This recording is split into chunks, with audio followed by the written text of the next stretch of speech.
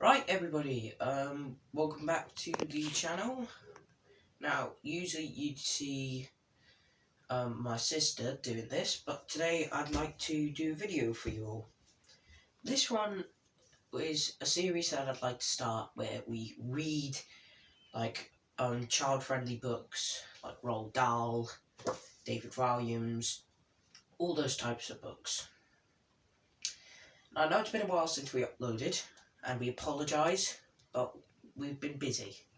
However, we'll be ready with new content on the go for upcoming videos.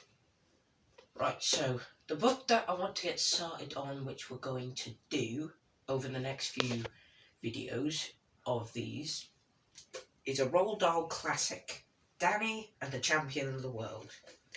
Now, I've been reading this book so I can get to sleep better, and it's helped out a lot. I really like the story. I know a lot of people had already read the book and know what the plot is, but I'll just read it as it goes. Now, each video, we're going to be doing one chapter. And, yeah, I hope you enjoy. Right, so, the main characters that you'll see in this book is Danny, Danny's father, Dr. Spencer, Mr. Rabbit, Miss Clipstone, and Victor Hazel.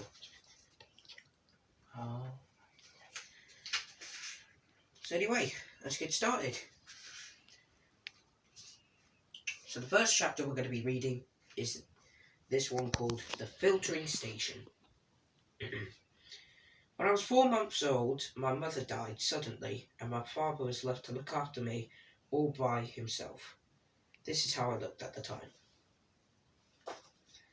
I had no brother or sister, so all through my boyhood, from an age of 4 months onward, there was just two of us, my father and me. We lived in an old Gripsy caravan behind the filling station. My father owned the filling station and the caravan and a small field behind. That was about all he owned in the world. This is a picture of what he owns.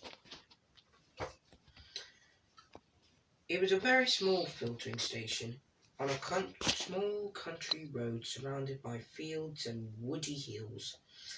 While I was still a baby, my father washed me and fed me and changed my nappies and did all the millions of things a mother normally does for her child.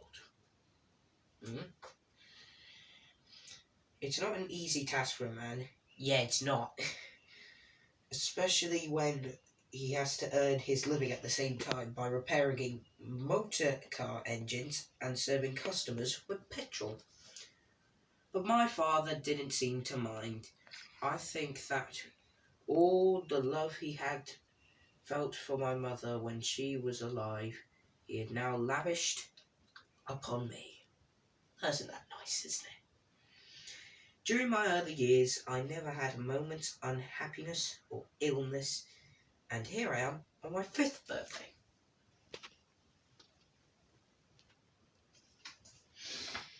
I was now a scruffy little boy, as you can see, with grease and oil all over me. But that was because I spent all day in the workshop helping my father with cars. Isn't that nice? The filtering station itself only had 2 pumps. There was a wooden shed behind the pumps that served as an office. There was nothing in the office except an old table and a cash register to put the money into. Apologies. It was one of those where you would press a button and a bell rang and the drawer shot out with a terrific bang. Dramatic explosion. I used to love that. The square bricks building to the right of the office was the workshop. My father built that himself with loving care, and it was the only really solid thing in the place. "We are engineers, you and I," he used to say to me. "We earned our living by repairing engines, and we can't do good work in a rotten workshop." It was a fine workshop, big enough to take one car comfortably and leave plenty of room round the sides for working. It had a telephone, so that customers could arrange to bring their cars in for a repair. It's pretty much a booking. "Hello, can I get my car fixed?" "Yeah, sure, that'll be £100.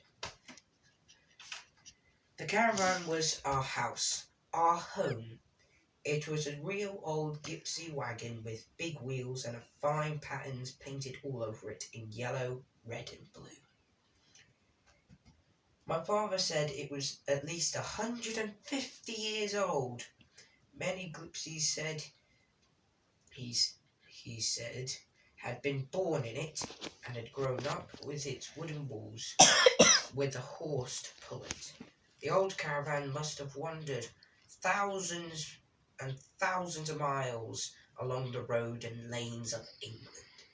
But now it wanders no more, because the wooden spokes in the wheels are beginning to rot, and my father had to prop them up with bricks. Here's a picture of the workstation on this page, and on this page is the caravan. There was only one room in the caravan, and it wasn't much bigger than a fairly sized modern bathroom. It was a narrow room. The shape of a caravan itself against the back wall were two bunk beds, one above the other. The top one was my father's, and the bottom one was mine. Although we had electric lights in the workshop, we weren't allowed to use them in the caravan. The electricity people said it was unsafe to put wires into something as old and rickety as that, so we got our heat lights in much the same way as the gypsies had done years ago. There was a wood-burning stove with a chimney that went up through the roof, and it kept us warm in the winter. There is a paraffin burner, which to boil a kettle or cook a stew. There was a paraffin lamp hanging on the ceiling. Paraffin?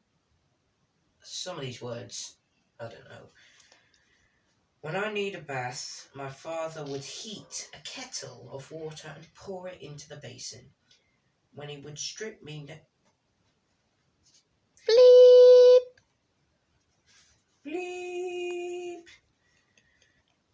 This, I think, got me as clean as if I was washing in the bath. Probably cleaner because I didn't finish up sitting in my own dirty water. For furniture, we had 2 chairs, a small table, and those apart from a tiny chest of drawers were all the home comforts we possessed. They were all we needed. The lavatory was a funny little wooden hut standing in the field some way behind the caravan.